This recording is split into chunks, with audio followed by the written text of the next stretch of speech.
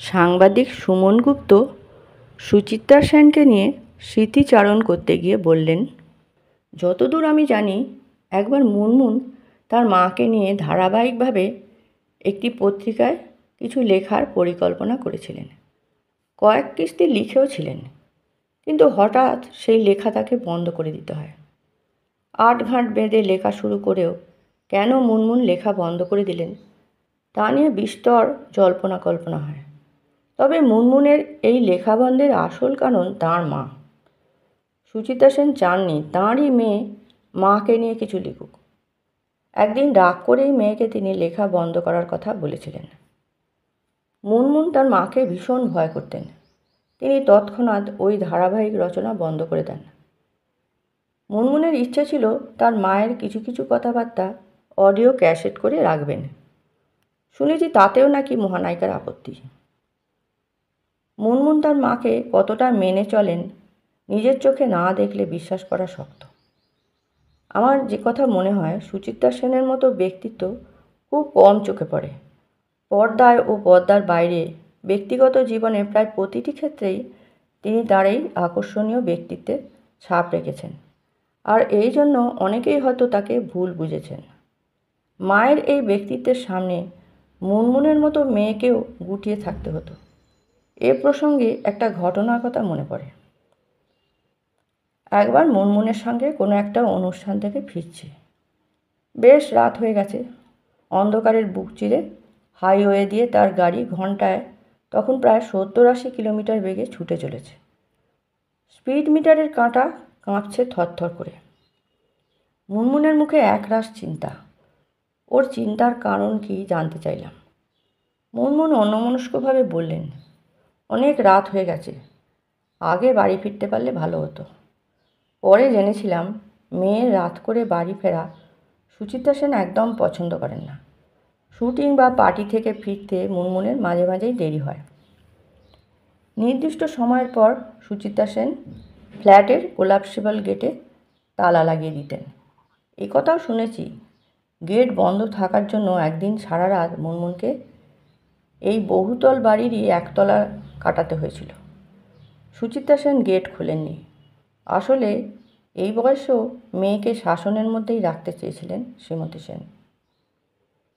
একবার সুচিত্রা সেনের এক সাংবাদিক বন্ধু তাকে দিয়ে আত্মজীবনী লেখানোর চেষ্টা করেন। ভদ্রলোকের স্থির বিশ্বাস ছিল তাঁর অনুরোধে সাড়া দিয়ে শ্রীমতী সেন শেষ পর্যন্ত আত্মজীবনী লেখার কাজ শুরু করবেন। কিন্তু মহানায়িকা তাকে নিরাশ করেন।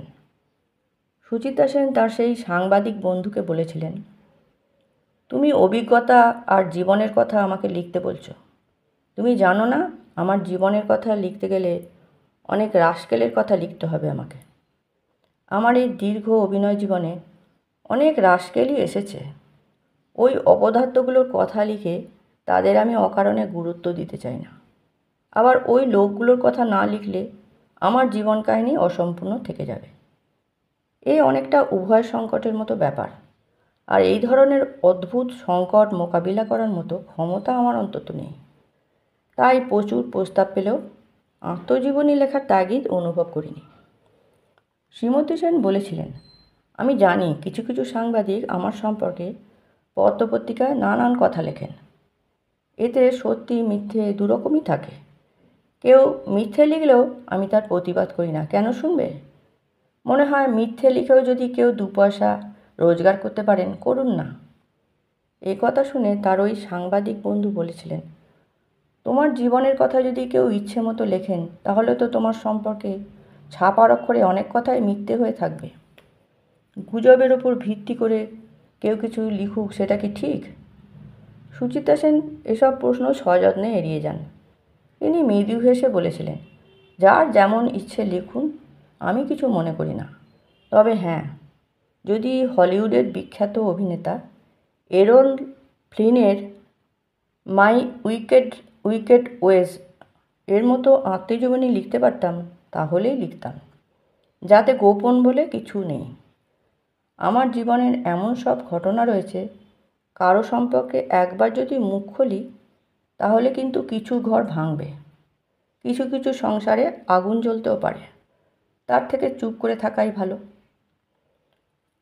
আত্মজীবনী না হয় নাই লিখলেন, কিন্তু কারো বিশেষ অনুরোধে সাড়া দিয়ে কোনো ভালো কাজে সুচিত্রা সেন কি অন্তত একবারের জন্য আড়াল থেকে বেরিয়ে আসতে পারেন না?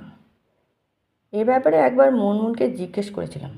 তোমার মা জনপ্রিয়তা ও গ্ল্যামারের বিচারে বাংলা ছবির সেরা নায়িকা, জীবন্ত কিংবদন্তি। উনি নিজেকে এভাবে লোকচক্ষুর আড়ালে না রেখে সমাজসেবামূলক কাজকর্মে কিংবা কোনো সামাজিক কল্যাণ সার্বিক আন্দোলন গড়ে তুলতে সক্রিয় ভূমিকা নিতে পারতেন। এক্ষেত্রে নিজের জনপ্রিয়তাকে তিনি দারুণভাবে কাজে লাগাতে পারতেন। এই প্রশ্নের কোনো যুক্তিগ্রাহ্য জবাব মুনমুন দেননি, শুধু বলেছিলেন এটা পুরোপুরি মায়ের ব্যক্তিগত ব্যাপার, এ সম্বন্ধে কিছু মন্তব্য করা আমার উচিত নয়। তিনি যেভাবে তার জীবন কাটাতে চান কাটাবেন। এরপর এই প্রশ্ন তাকে আর দ্বিতীয়বার করিনি। একবার ভারতে অনুষ্ঠিত আন্তর্জাতিক চলচ্চিত্র উৎসবে সুচিত্রা সেনকে জুরি করার খুব চেষ্টা করা হয়েছিল। চলচ্চিত্র উৎসবের উদ্যোক্তারা তাঁকে জুরি হওয়ার অনুরোধ জানিয়েও চিঠিও দিয়েছিলেন, কিন্তু শ্রীমতী সেন সবিনয়ে সেই প্রস্তাব প্রত্যাখ্যান করেন। সুচিত্রা সেন নিজেকে লোকচক্ষুর আড়ালে কেন এভাবে হঠাৎ সরিয়ে নিয়ে পুরোপুরি নির্জনতা বেছে নিলেন, তার উত্তর সোজা। রূপলী পর্দায় নায়ক নায়িকাদের গ্ল্যামার একরকম, ব্যক্তিগত জীবনে তারা আবার অন্যরকম। বয়সের সঙ্গে সঙ্গে মহানায়িকার শরীর ভেঙেছে, আর কয়েক মাস পরেই 43 বছর বয়স হবে তার। সেই গ্ল্যামারও আর নেই, থাকবার কথাও নয়। বার্ধক্যের ছাপ তার অঙ্গে। অথচ রূপলী পর্দা জুড়ে সুচিত্রা সেনের গ্ল্যামারের যে ম্যাজিকে আজও মন্ত্রমুগ্ধ অসংখ্য মানুষ, সেই মুগ্ধতার গায়ে এতটুকু আঁচড় লাগুক সুচিত্রা সেন চাননি। তাই বুদ্ধি করে ঠিক সময়ে নিজেকে সরিয়ে নিয়েছেন। সুচিত্রা সেন মনে প্রাণে চান পর্দার সুচিত্রা সেন চিরদিন জনমানসে সেই সম্মোহনী শক্তি নিয়েই বেঁচে থাকুক। কিছুদিন আগেই তার পরিচিত একজনকে কথায় কথায় বলেছেন, আমি চাই না লোকে আমাকে দেখুক। যারা বয়স্ক তারা প্রত্যেকেই আমার ছবি দেখেছেন, তাদের অনেকেরই আমাকে সামনাসামনি দেখার ইচ্ছে। এখনকার অল্প বয়সী ছেলে মেয়েদেরও কেউ কেউ হয়তো আমাকে কাছ থেকে দেখতে চান, যেটা পর্দায় দেখেছেন। আমি চাইব সেদিনই লোকে আমাকে দেখবে, যেদিন আমি জানতে পারবো না যে লোকে আমাকে দেখেছে। এর অর্থ মৃত্যুর পরেই শোক যাত্রায় লোকে হয়তো সুচিত্রা সেনকে একটিবার কাছ থেকে দেখার সুযোগ পাবেন। নমস্কার। ভিডিওটি ভালো লাগলে সাবস্ক্রাইব করে দেবেন।